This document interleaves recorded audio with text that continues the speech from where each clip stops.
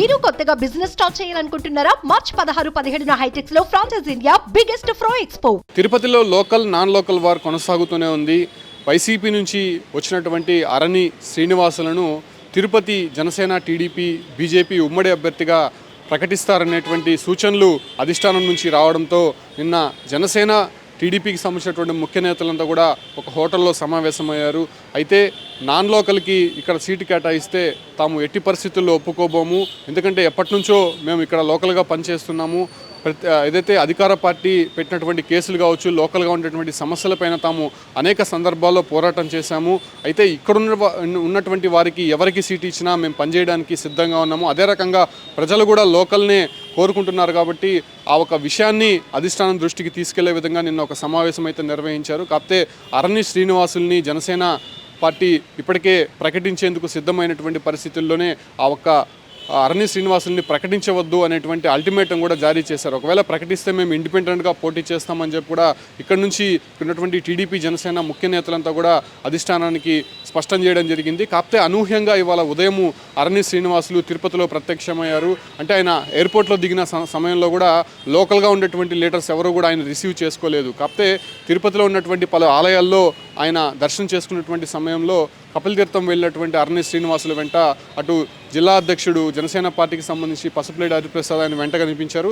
దాంతోపాటు కూడా టీడీపీకి సంబంధించి కోడూరు బాలసుబ్రహ్మణ్యం కూడా ఆయన కలిసిన వారిలో ఉన్నారు. మిగతా కొంతమంది నేతలంతా కూడా అంటే వీళ్ళ సంబంధించినటువంటి వర్గము మాత్రమే అరణి శ్రీనివాసులు వెంట ఆయనతో పాటు దర్శనానికి వెళ్ళినటువంటి పరిస్థితి. దాంతోపాటు కూడా పెద్దగంగమ్మ ఆలయానికి అరణి శ్రీనివాసు వెళ్ళినటువంటి సమయంలో వైసీపీ అభ్యర్థి అయినటువంటి భూమన అభినయ్ రెడ్డి కూడా అదే సమయానికి గంగమ్మ ఆలయానికి వచ్చారు. అయితే అరణి శ్రీనివాసులు, భూమన అభినయ్ రెడ్డి కలచారం చేసుకొని వాళ్ళిద్దరు కూడా మాట్లాడినటువంటి వీడియో ప్రస్తుతం సోషల్ మీడియాలో చక్కర్లు కొడుతోంది. తామంతా కూడా ముందు నుంచే చెప్తూనే ఉన్నాము, వాళ్ళంతా కూడా ఒక కోవట్టుకు చెందినటువంటి వారే, ఆయన వైసీపీ నుంచి వచ్చారు కాబట్టి కావాలనే తిరుపతి సీటు పోగొట్టాలని చెప్పి ఇక్కడ పోటీ చేస్తున్నారు అనే విషయాన్ని మాత్రం కొంత సోషల్ మీడియాలో చక్కర్లు కొడుతున్నటువంటి పరిస్థితి కనిపిస్తుంది. అంటే మిగతా నేతలంతా కూడా ఇప్పటికే అరణి శ్రీనివాసులు లోకల్ అభ్యర్థిత్వాన్ని పైకి తీసుకొస్తున్నటువంటి పరిస్థితుల్లో లోకల్ నాన్ లోకల్ వారు నిన్నటి నుంచి కూడా కొనసాగుతోంది. అంటే నిన్న సమావేశం అనంతరం కూడా తిరుపతిలో పలు ప్రధాన కూడళ్ళంతా కూడా లోకల్ నాన్ లోకల్ వారు అనేటువంటి బ్యానర్స్ కూడా వెలిసాయి. గో బ్యాక్ అరణి శ్రీనివాసులు అనేటువంటి స్లోగన్స్తో బ్యానర్లు కూడా కనిపించాయి. కాకపోతే ఇవాళ రామతులసి కళ్యాణ మండపంలో ఒక సమావేశం నిర్వహించి తీరుతాము, ఖచ్చితంగా అధిష్టానానికి తాము నాన్ లోకల్ని నిలబెడితే ఖచ్చితంగా ఇక్కడ జరిగేటువంటి పరిణామాలు, ఇక్కడ ఓటమి పాలయ్యేటువంటి అంశాలను తెలియపరుస్తామనేటువంటి విషయాన్ని మాత్రం నిన్న స్పష్టం చేశారు. కాకపోతే అనూహ్యంగా నిన్న రాత్రి ఆ సమావేశం వాయిదా వేసినట్టయితే మాత్రం ప్రకటించారు. కాకపోతే అనూహ్యంగా నిన్న కూర్చున్నటువంటి ఇద్దరు కీలక నేతలు, వ్యతిరేకించినటువంటి ఆ నేతలు ఇవాళ అరణి శ్రీనివాసులు వెనక ప్రత్యక్షం అవడంతో ఒక్కసారిగా మిగతా నేతల్లో అంతా కూడా కొంత ఆగ్రహాన్ని వ్యక్తం చేసే విధంగా ఉన్నాయి. ఎందుకంటే లోకల్గా ఉన్నటువంటి వారు ఎన్నో సందర్భాల్లో కేసులు ఎదుర్కొన్నారు.